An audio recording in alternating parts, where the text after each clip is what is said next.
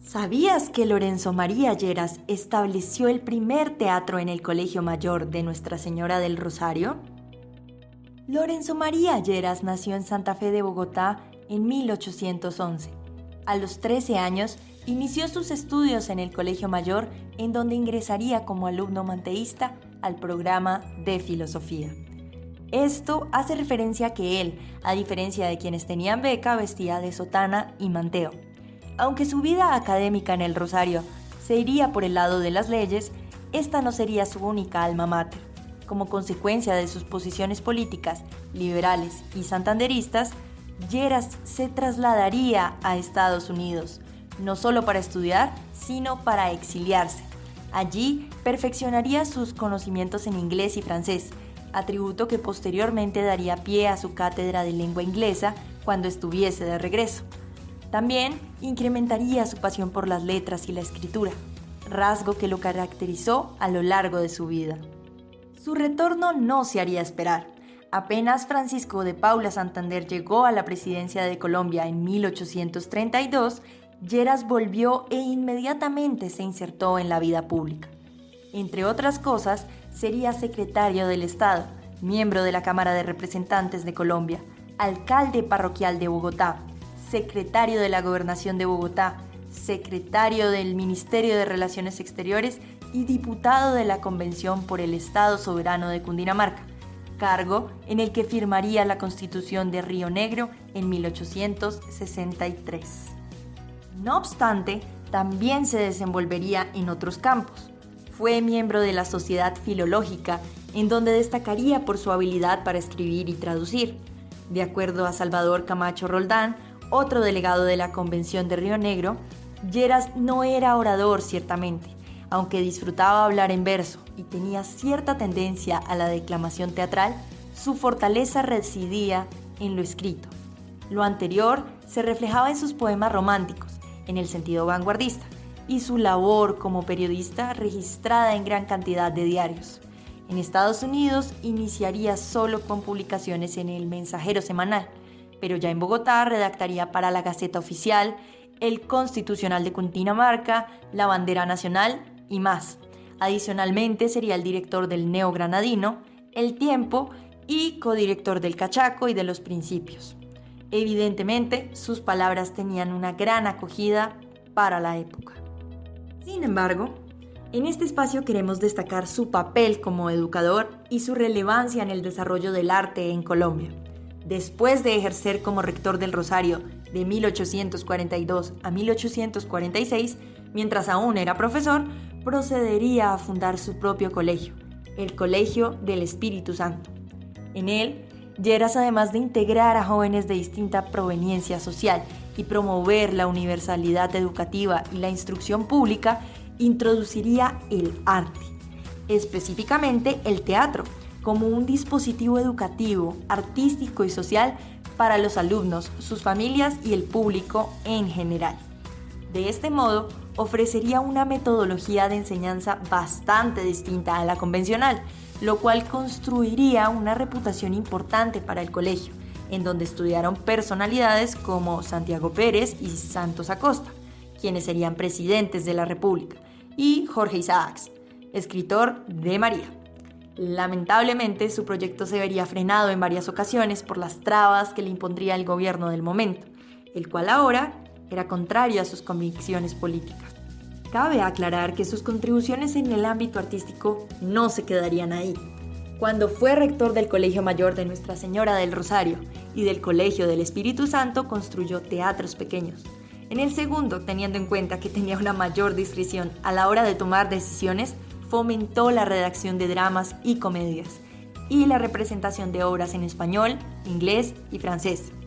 De hecho, él mismo tradujo obras como la francesa Domingo o El Endemoniado.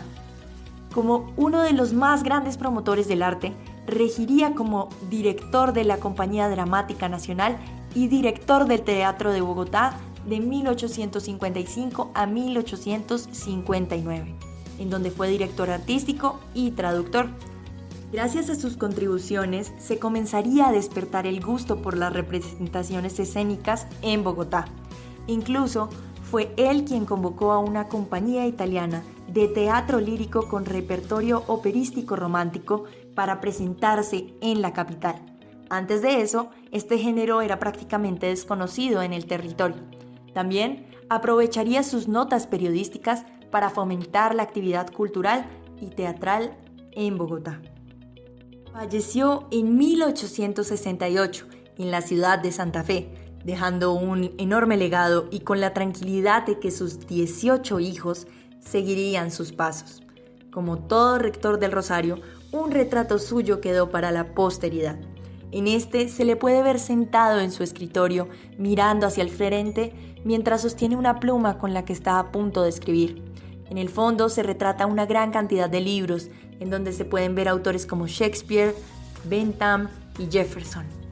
Por último, destaca la Cruz de Calatrava, característica del Colegio Mayor, al costado de la mesa. En 2015, de manos de sus propietarias, doña Claudia Gaitán de Caballero y doña Susana Caballero Gaitán, esta obra fue donada al Rosario y recientemente se sometió a un proceso de restauración. Por ello, nos contactamos con la restauradora Cecilia Váguez para conocer más acerca de la historia del retrato en sí mismo. Entonces, escuchémosla. La técnica que se utilizó es al óleo sobre tela. Las características son muy importantes porque es una técnica de veladuras, especialmente en el vestido. Ya en la parte donde están los libros y el tapete ya se usa una técnica mucho más gruesa. Cuando el cuadro fue donado ya estaba restaurado. Podemos decir restaurado entre comillas porque pues tenía una intervención muy drástica. El cuadro fue pegado sobre una tabla y repintado. Nosotros hacemos una salvedad bien importante que nosotros decimos repinte, es cuando no cumple con las características estéticas de la obra. Entonces los colores no son los apropiados, la técnica no es la apropiada, entonces el cuadro estaba con manchones, ¿sí? De unos colores que no eran los más apropiados. Sin embargo, hay que recalcar que siempre tenemos que actuar en bien de la obra. Y la obra ya estaba pegada a una tabla. Se hicieron unos exámenes muy profundos, muy juiciosos y nos dimos cuenta que ese adhesivo todavía estaba activo, estaba bueno, la tabla no tenía ningún ataque de insectos, estaba estable, no tenía deformación. Entonces llegamos a la conclusión que se le podía hacer más daño eliminando esa intervención. Entonces se deja sobre la tabla, pero ahí sí, después de hacer ese proceso, hacemos ya la propuesta estética. Entonces el cuadro tocó limpiar, tenía un barniz muy amarillo que no dejaba que la obra se leyera correctamente. Explico que es un barniz, es una película que se le pone después de hacer una obra, sobre todo óleo, se le pone una película de protección. Ese barniz con los años se va oxidando y se va volviendo amarillo. Entonces, ¿qué pasa? Que sí protege el óleo porque al eliminarlo el óleo está en muy buen estado, pero hace que la obra no se lea correctamente. Además, teníamos los problemas de los repintes, entonces toca eliminar esas intervenciones. Una vez eliminadas esas intervenciones, continuamos haciendo un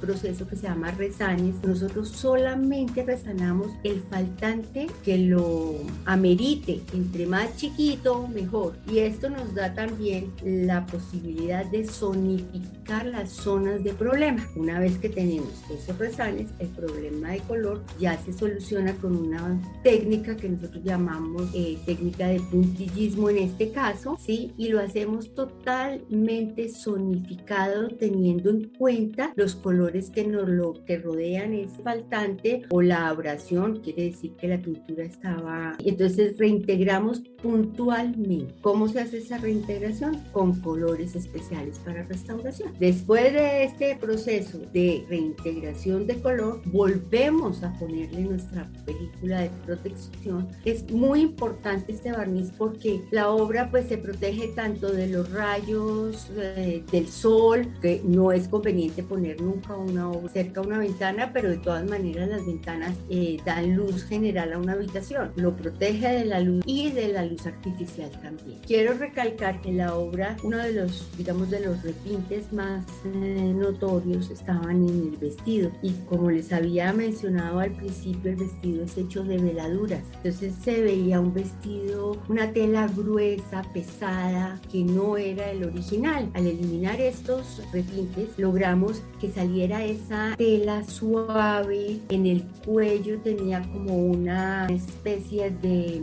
piel que no se veía, y ahora pues cuando uno se acerca y puede ver el cuadro de cerca se da cuenta que tenía botones, que tenía ojales y todo, pero repito que es muy sutil, entonces al taparlo con los repintes no se veía. Lo mismo pasaba con los zapatos. Los zapatos son muy especiales, característicos de la época, tenía hebilla y la suela demarcada, y con el repinte pues no se veían esos detalles. Otros detalles muy importantes son el anillo, solo tiene un anillo que es precioso y un pendiente en la camisa. Todos esos detalles pues se resaltaron muchísimo.